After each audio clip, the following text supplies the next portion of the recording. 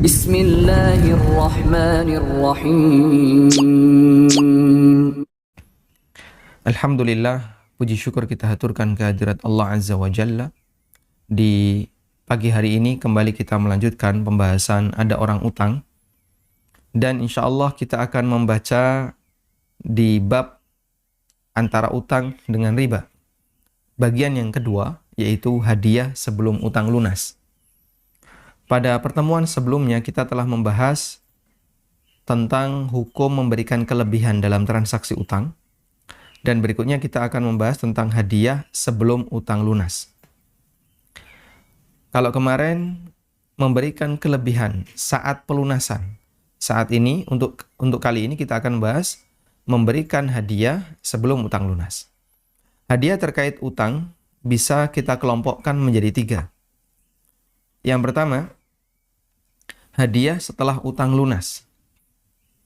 Misalnya seseorang melunasi utang ke kawannya setahun yang lalu. Kemudian hari ini dia memberi hadiah kepada kawan tersebut. Hadiah ini dibolehkan karena tidak ada kaitannya dengan akad utang. Tapi kalau ada kaitannya dengan akad utang, hukumnya tidak diperbolehkan. Misalnya ya, utangnya sudah lunas tahun yang lalu. Lalu temannya meminta, utangmu sudah lunas tapi kau belum ngasih kelebihan. Tetap kami akan menagih bunganya. Atau dia meminta, tetap kami akan menagih tambahannya. Kemudian dia ngasih hadiah. Nah, ini jelas hadiahnya disebabkan karena utang. Intinya di sini adalah hadiah ini dibolehkan ketika tidak ada kaitannya dengan akad utang. Tapi kalau ada kaitannya dengan utang, misalnya dia meminta atau ini kesepakatan yang belum dilakukan. Dulu kan kesepakatan kita, kamu akan ngasih hadiah setelah utang lunas. Sekarang mana? Padahal sudah setahun kamu belum ngasih apapun. Hukumnya tidak boleh. Yang kedua, hadiah ketika melunasi utang. Misalnya orang utang 1 juta dan telah membayar cicilan sebanyak 800.000. Pada saat Anda membayar kekurangannya berarti tinggal berapa? 200.000. Saat membayar kekurangannya 200.000, dia memberikan hadiah. Apakah hadiah seperti ini diperbolehkan? Hadiah ini sudah kita bahas pada pertemuan kemarin. Hukum mengenai hadiah ini sama seperti hukum memberikan kelebihan. Pada saat melunasi utang, di sana ada yang dibolehkan dan ada yang dilarang sebagaimana penjelasan sebelumnya. Dibolehkan dengan 3 syarat. Sudah kita sampaikan kemarin. 1 apa? Tidak ada kesepakatan di depan. Yang kedua, bukan atas permintaan dari pemberi utang. Yang ketiga, tidak ada urf atau tradisi di masyarakat bahwa siapa yang menerima utang, dia harus mengembalikan dengan nilai yang lebih.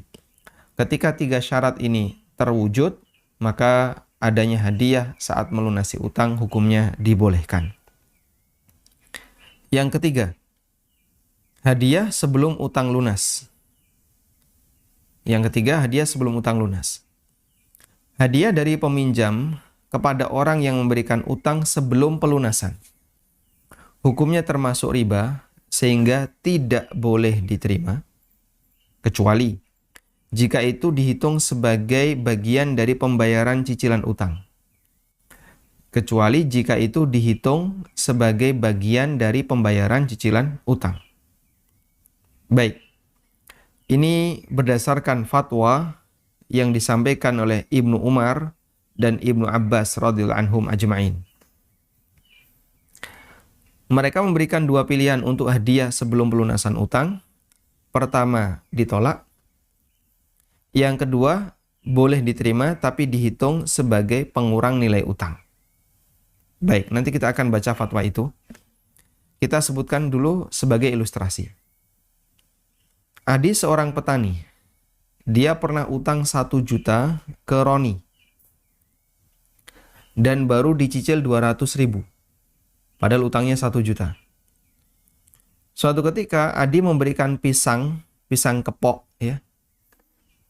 Pisang kepok 3 sisir hasil panen di sawahnya diberikan kepada Roni. Bolehkah Pak Roni ini menerima hadiah tersebut, yaitu berupa pisang kepok 3 sisir? Padahal utangnya Adi masih 800, belum lunas. Baru dicicil 200, sisanya 800 belum lunas. Tayyib. Jawabannya, Roni boleh menerima hadiah pisang itu dengan syarat. Ya, dengan syarat mengurangi nilai utang Adi. Sehingga saat Roni menerima, dia perlu tahu berapa harga pisang pemberian Adi. Jika harga pisang senilai 100.000, ya, pisang kepok termasuk cukup mahal ya. Satu sisir anggaplah 30.000, gede. Jika harga pisang yang diberikan oleh Adi kepada Roni totalnya senilai 100.000, maka sisa utang Adi menjadi 800 dikurangi pisang 100.000 ini. Ini adalah harga pisang, sehingga totalnya 700.000. Baik, maka boleh diterima dengan ketentuan hadiah itu mengurangi nilai utang. Ada orang misalnya memberi utang kepada si A, lalu utang itu belum lunas. Kemudian satu ketika si A ngasih duren. Wah, ini sayang kalau ditolak ya. Padahal si pemberi utang senang sama durian. Akhirnya durennya diterima dan harus mengurangi nilai utang. Utangmu berapa? Kemarin 500.000. Duren ini berapa? 100.000. Berarti utangnya tinggal 400.000. Berikut fatwa yang disampaikan oleh Ibnu Abbas dan Ibnu Umar radhiyallahu anhum. Pertama, fatwanya Ibnu Umar. Ada orang yang bertanya kepada Ibnu Umar, saya mengutangi seseorang yang sebelumnya tidak kenal. Lalu dia memberi hadiah yang banyak kepadaku. Apa yang harus aku lakukan? Jawab Ibnu Umar, rudda ilaihi hadiyatah au ihsibha lahu. Kembalikan hadiah itu kepadanya atau hitung sebagai pelunasan. Hitung sebagai pengurang nilai utang. Baik. Sehingga Ibnu Umar memberikan pilihan, tolak hadiah itu karena utangnya belum lunas. Atau yang kedua, kamu boleh menerima, tapi nilai utangnya jadi berkurang. Disebabkan kau boleh menerima hadiah tersebut. Yang kedua adalah riwayat Ibnu Abbas. Diceritakan oleh Salim bin Abil Ja'ad rahimahullah. Beliau mengatakan, ada orang yang bertanya kepada Ibnu Abbas radhiyallahu anhuma, saya mengutangi seorang penjual ikan senilai 20 dirham. Penjual ikan diberi utang senilai 20 dirham. Lalu dia menghadiahkan ikan yang kuperkirakan harganya 13 dirham. Kemudian Ibnu Abbas memberikan jawaban. Ya. Ini kok ada di daerah gurun ikan? Ya tentu saja jangan Anda bayangkan itu ikan lele. Ya. Karena Mekah dengan laut itu tidak jauh. Kurang lebih perjalanan Mekah dengan laut adalah 2 marhalah, 80 kilo. Yaitu sampai Jeddah. Sehingga orang di masa silam yang berprofesi sebagai nelayan itu ada ya. Baik, kembali ke sini. Dia ngasih hadiah ikan yang nilainya 13 dirham. Utangnya 20 dirham. Ibnu Abbas memberikan pengarahan, khudh minhu sab'ata darahim.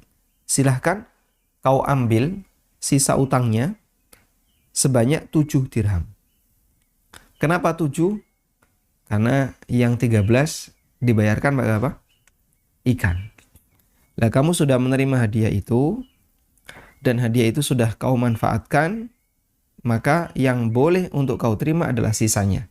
Dari 20 dirham dikurangi 13 hanya boleh menerima 7 dirham. Tayyib. Syekhul Islam menjelaskan hikmah mengapa ini dilarang. Dalam salah satu fatwanya beliau mengatakan,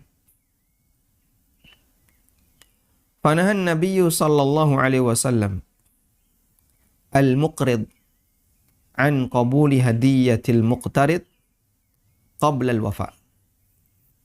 Nabi sallallahu alaihi wasallam melarang orang yang memberi utang menerima hadiah dari orang yang berutang qabla al-wafa'i, sebelum pelunasan.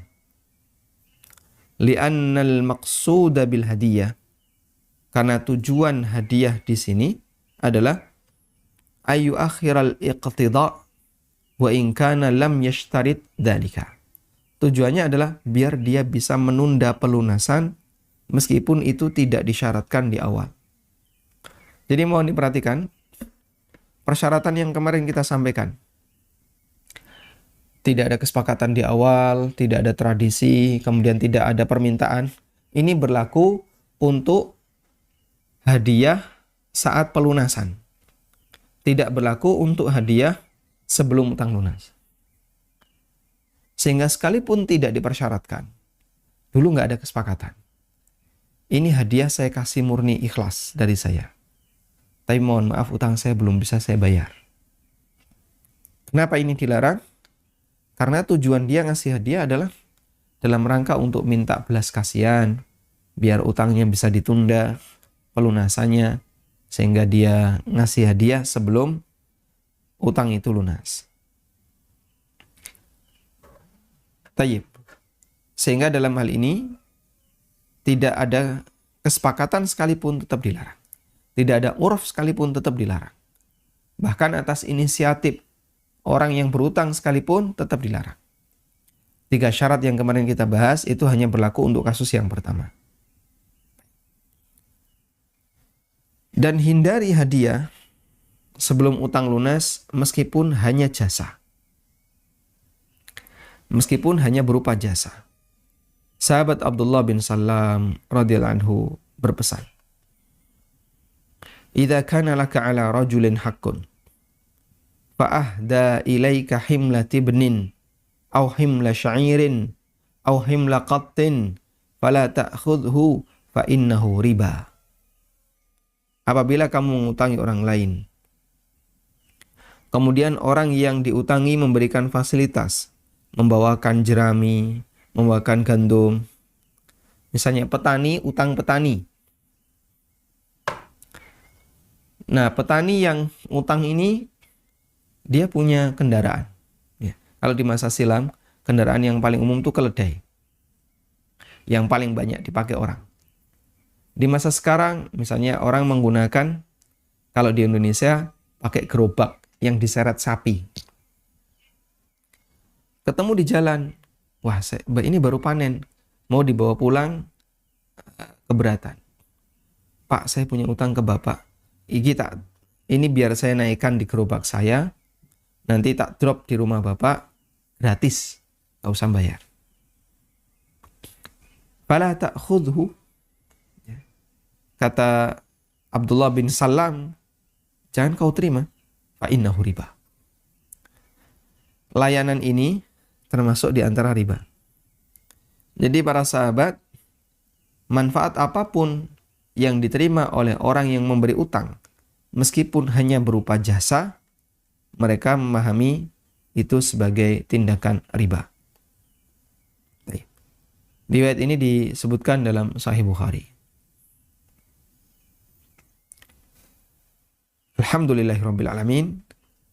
Dan kita bisa memperhatikan ya, beberapa praktek di masyarakat ketika mereka berharap agar utangnya bisa ditunda, salah satu caranya adalah mereka memberikan hadiah sebelum utang lunas.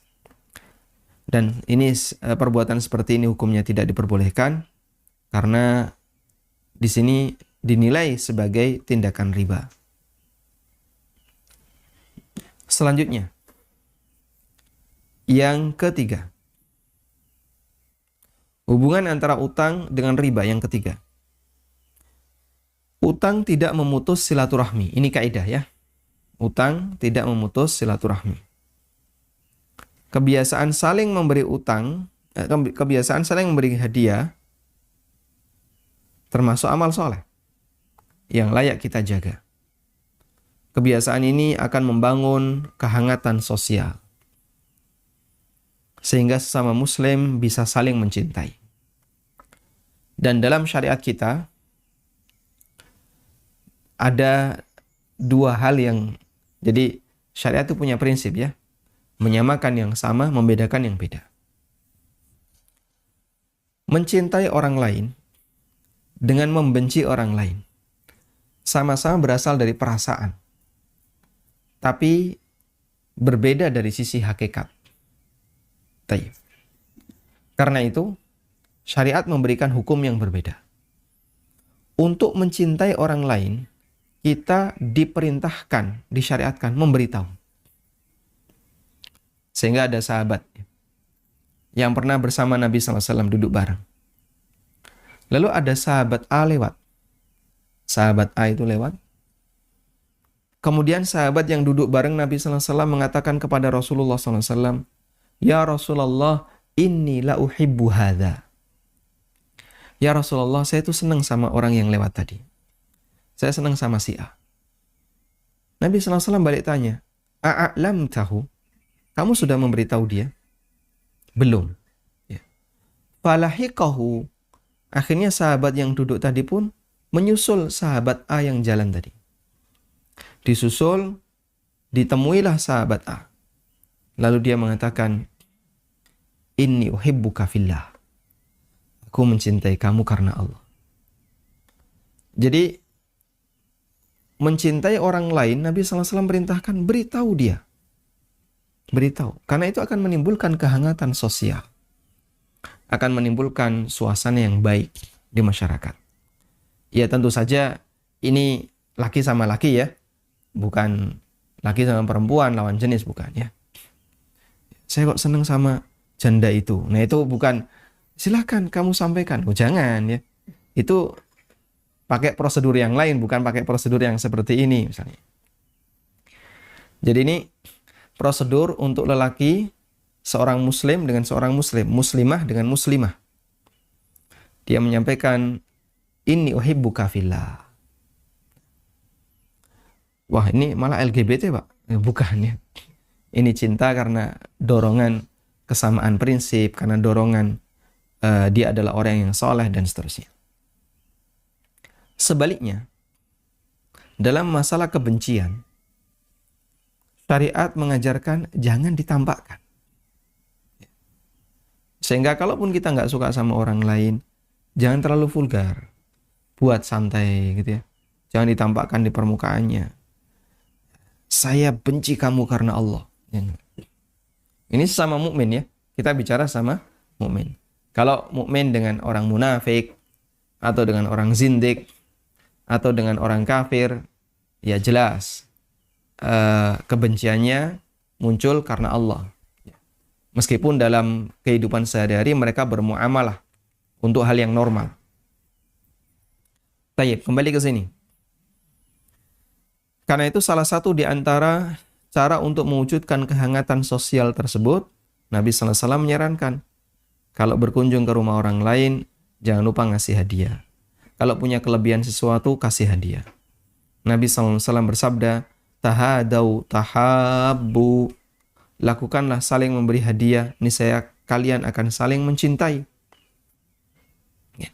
Hadis riwayat Bukhari dalam Adabul Mufrad dan dihasankan oleh Al-Albani. Karena itu siapa yang punya kebiasaan baik dengan saudaranya, seperti saling memberi hadiah atau saling membantu dalam berbagai urusan, jangan sampai kebiasaan seperti ini dihentikan gara-gara utang. Kebiasaan ini jangan dihentikan gara-gara utang. Karena itu utang tidak memutus silaturahmi. Utang tidak memutus hubungan baik antara seseorang dengan kawannya. Antara seseorang dengan saudaranya. Kalau bisa tetap dijaga, jaga dengan baik. Utang jangan sampai menghalangi seseorang untuk tetap menyambung hubungan silaturahim atau mempererat hubungan dengan kawan sesama muslim. Nah, Ketika ada dua orang bersaudara, kakak beradik, di waktu Lebaran, mereka saling bertukar parsel di hari raya. Hingga satu ketika adik utang ke kakak atau sebaliknya kakak utang ke adik. Hingga tiba hari raya utang belum lunas. Sampai hari raya utang belum lunas. Utangnya Ramadan tanggal 30. Tiba hari raya tanggal 1 Syawal. Utang belum lunas. Nah sekarang adik dan kakak ini kan saling berkunjung saat hari raya. Mereka bawa hadiah. Boleh nggak hadiah seperti ini?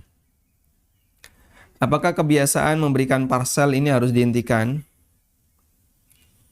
Jawabannya kebiasaan baik ini tidak harus dihentikan. Hadiah ini terjadi ya, karena hubungan kekerabatan, hubungan silaturahmi, dan sudah ada kebiasaan sebelumnya. Sehingga mau ada utang, nggak ada utang, hadiah itu tetap akan apa? Ada. Intinya, kita bisa membedakan antara hadiah karena utang dan hadiah karena hubungan kedekatan. Itu adalah dua hal yang berbeda.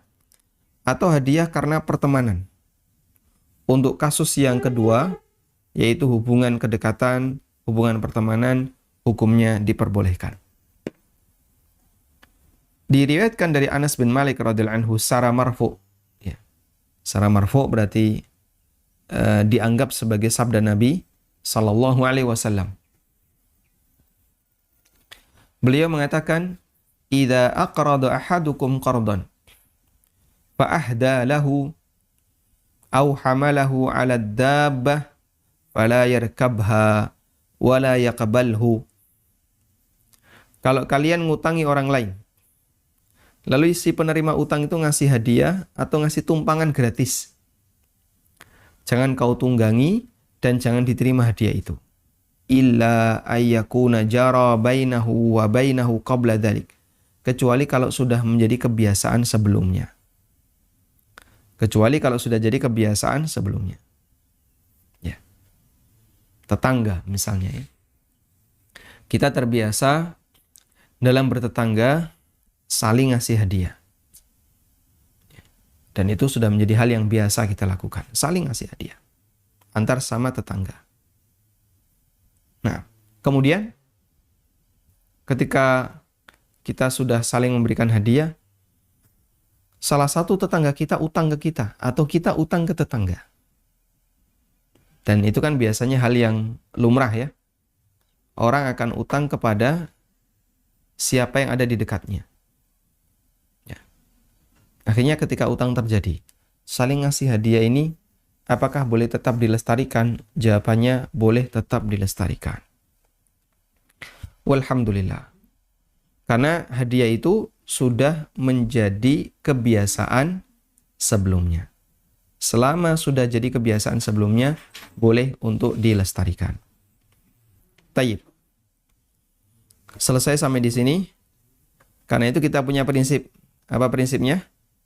Utang tidak memutus silaturahmi. Jadikan ini prinsip. Utang tidak memutus silaturahmi. Karena lebih baik menjaga silaturahmi daripada putus gara-gara utang. Dan kadang si pemberi utang ngasih utang kepada orang lain, ya. Si A ngasih utang kepada si B. Tujuannya adalah untuk nyambung silaturahmi, nyambung kedekatan. Kasihan si B, dia butuh sesuatu, terus utang ke kita. Akhirnya kita wujudkan, kita kabulkan. Baik Pak, saya kasih utang. Ya. Semoga ini jadi wasilah kita semakin dekat. Namun anehnya, yang dibantu, siapa? Yang menerima utang, justru malah semangatnya menghindar. Akhirnya malah memutus silaturahmi. Sehingga silaturahmi itu putus, gara-garanya adalah karena utang. Dengan sebab ini, ada sebagian orang yang dia nggak mau ngasih utang.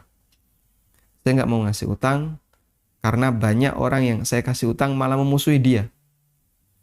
Ya, sehingga nanti menghindar bertahap ya, makin jauh, akhirnya jadi musuhnya. Akhirnya berantem gara-gara utang piutang. Umum itu di masyarakat. Dulu sama-sama jamaah pengajian. Ya. Kemudian dia utang. Setelah utangnya tersendat, tidak bisa bayar, akhirnya salah satu memisahkan diri dari kajian. Malu saya kalau ketemu. Kemudian ketika ketemu, di mana begitu? Menghindar. Akhirnya ketika menghindar seperti itu, dia merasa ini jaga gengsi. Sehingga terus menghindar. Masya Allah. Ini utang, memutus silaturahmi. Sampai akhirnya pada gilirannya, dia sendiri merasa tertekan. Kadang kan orang yang berutang itu punya perasaan yang macam-macam ya. Dia merasa tertekan. Nah, karena merasa tertekan, akhirnya yang memberi utang dimusuhi. Dan itu hal yang umum, cukup banyak terjadi di masyarakat. Baik, kita lanjutkan. Kemudian kita beralih ke permasalahan yang keempat, hadiah dari bank. Bolehkah hadiah dari bank ini kita terima? Ada beberapa kemungkinan ketika kita mendapatkan hadiah dari bank. Kemungkinan yang pertama, hadiah itu diberikan karena kita memiliki tabungan di bank. Baik itu hadiah langsung atau pakai undian. Ketika kita menyetorkan uang di bank, pihak bank berhak untuk memanfaatkan uang itu sesuai keinginannya. Ya. Sekalipun tanpa minta izin nasabah. Sudah? Meskipun bank memberikan jaminan, kapanpun nasabah mengambil uangnya, pihak bank siap untuk mengucurkan dananya. Baik, aturan ini berlaku dan itu sebagai regulasi di dunia perbankan. Bahwa bank diizinkan untuk memanfaatkan dana nasabah tanpa harus minta izin kepada nasabah. Ini aturan berlaku sebagai regulasi dalam dunia perbankan. Kenapa? Karena regulasi di dunia perbankan, tabungan nasabah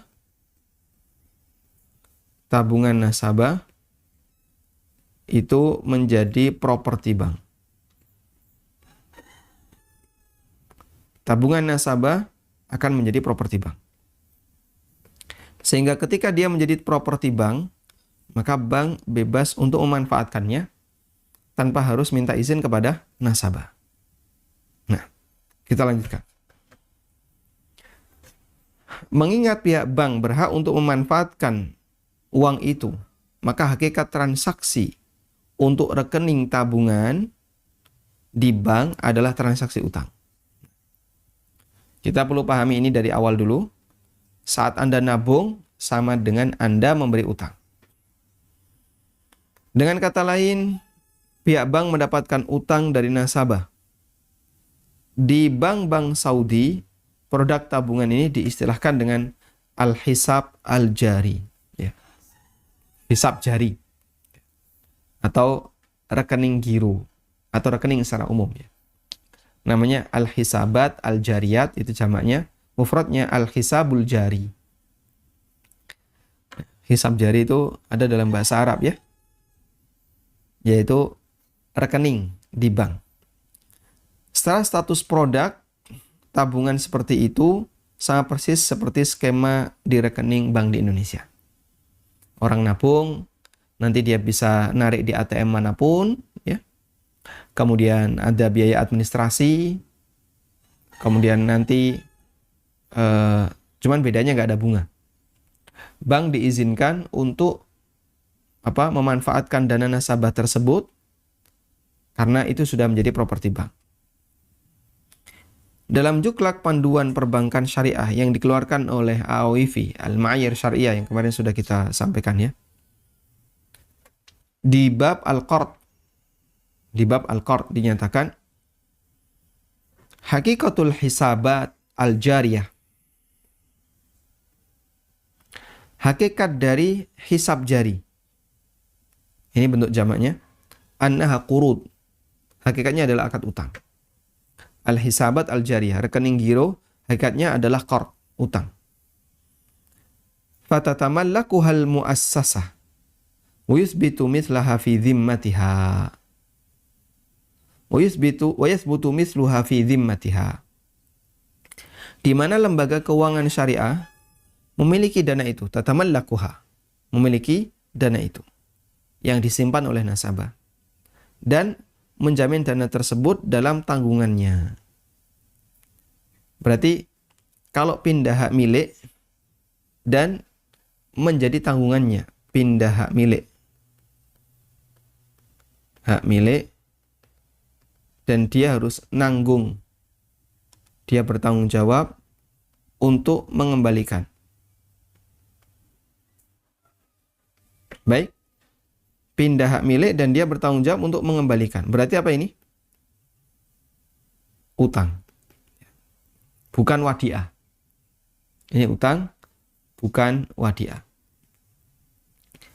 Maka dana yang kita setorkan di bank adalah dana utang, bukan wadiah. Mengingat rekening tabungan yang ada di bank adalah utang, maka hadiah yang diberikan bank statusnya hadiah karena adanya utang. Hadiah yang diberikan oleh bank statusnya hadiah karena utang.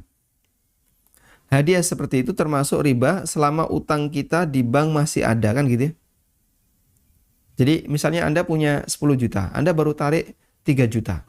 Yang 7 juta kan belum dibayar sama bank ke kita. Baik. Lalu bank ngasih hadiah ke kita. Ya. Mushaf, mukena, tasbih, sajadah. Terus apa lagi? Seperangkat alat sholat. Masya Allah. Bisa jadi mahar ya. Jadi itu yang disediakan oleh bank. Kita boleh pilih mana? Saya minta payungnya aja deh. Nggak ada payung Pak, adanya yang ini. Gantungan kunci nggak ada. Terus gimana ini? Nggak boleh diterima. Kecuali utangnya ditarik dulu semuanya, terus bank ngasih hadiah. Nah, kalau yang seperti ini kan hadiah ketika melunasi utang, dan kemudian bank ngasih hadiah itu atas inisiatif pribadinya, nggak ada kesepakatan di depan, dan itu bukan tradisi. Nah, kalau seperti itu boleh diterima. Baik. Tapi kalau Anda tarik semuanya, jadinya Anda bukan nasabah bank itu lagi, yang nggak dikasih hadiah. Atau dengan kata lain, termasuk hadiah sebelum pelunasan utang. Sementara dalam Islam, kita tidak diizinkan untuk mendapatkan manfaat dari utang sekalipun sedikit. Ya. Sebagaimana perkataan Fudail, kulul qardin jarra manfaatan fahuwa riba. Setiap utang yang memberikan keuntungan, maka keuntungan itu adalah riba. Al-Khalil mengatakan dalam mukhtasarnya, wa hurima hadiyatuhu wal ma'na anna man alaihi dain yahrumu ayyuhdiya li sahibid dain hadiyatan wa yahrumu ala sahibid dain qabulaha atau qabuluha, ya, ini fa'ilnya dari yahrum. Nah, haram terjadinya hadiah dalam akad utang. Maksudnya adalah orang yang memiliki utang haram memberikan hadiah kepada pemilik piutang, kepada yang memberikan utang. Haram ngasih hadiah. Dan juga haram bagi orang yang memberi utang untuk menerimanya. Nah, sehingga kalau dalam akad tabungan itu kita sepakat bahwasanya itu adalah utang piutang, maka terlarang bagi kita untuk menerima hadiah dari bank, tempat di mana kita menaruh uang. Kita sangat memahami bahwa bank memberikan hadiah semacam ini sebagai bentuk terima kasih atas dana yang disetorkan nasabah kepadanya. Sementara itu, hadiah yang diserahkan bank ke nasabah karena dia punya tabungan tidak akan mengurangi saldo nasabah. Baik Pak, saya ngambil mushafnya. Tolong saldo rekening saya dikurangi seharga mushaf ini. Sebagaimana solusi yang diberikan oleh Ibnu Umar dan Ibnu Abbas. Ya nggak bisa Pak, ini yang murni hadiah. Tidak mengurangi saldo Bapak. Artinya itu tidak teranggap sebagai bagian dari pelunasan utang. Seperti yang difatwakan Ibnu Umar dan Ibnu Abbas radhiyallahu anhum. Ringkasnya, hadiah seperti ini hukumnya adalah riba. Dengan demikian, payung dari bank, merchandise yang lainnya, jika diberikan karena Anda menjadi nasabah bank, hukumnya tidak boleh diterima. Nah, bisa dipahami insya Allah ya? Baik. Yang kedua, hadiah dari bank. Jadi di sini untuk yang pertama itu baik langsung maupun undian. Undian contohnya apa Pak? Ya hadiah motor, hadiah mobil itu kan undian. Berikutnya adalah hadiah dari bank, namun bukan karena keberadaan rekening kita di bank. Bukan pula karena kerjasama yang menguntungkan bank, namun murni pemberian bank. Ya. Misalnya, kita bertetangga dengan bank, lalu pihak bank ngasih makanan atau hadiah yang lainnya. Atau contoh yang lainnya adalah makanan ringan seperti permen dan air minum yang disediakan bank untuk semua yang berkunjung ke kantornya. Mahasiswa ngadem masuk bank. Ngadem. Di situ ada bisa ngeteh gratis kan? Bisa minum gratis. Terus ngapain? Ya cuman berkunjung saja ngantar teman. Sehingga temennya diantar dapat antrian nomor berapa? 135. Wah, Masya Allah. Sekarang baru nomor berapa? 35. Lama di sini ngadem dulu. Termasuk dana CSR bank yang diberikan ke masyarakat. Jadi tidak ada hubungannya ini nasabah punya tabungan ataukah tidak. Apakah mereka boleh menerimanya? Masalah ini kembali kepada hukum menerima pemberian dari orang yang penghasilannya haram. Haram karena cara mendapatkannya. Ulama berbeda pendapat dalam masalah ini. Apakah itu boleh diterima ataukah tidak? Dan insya Allah akan kita bahas di pertemuan berikutnya. Wassallallahu ala nabiyyina Muhammadin wa ala alihi wa sahbihi wasallam.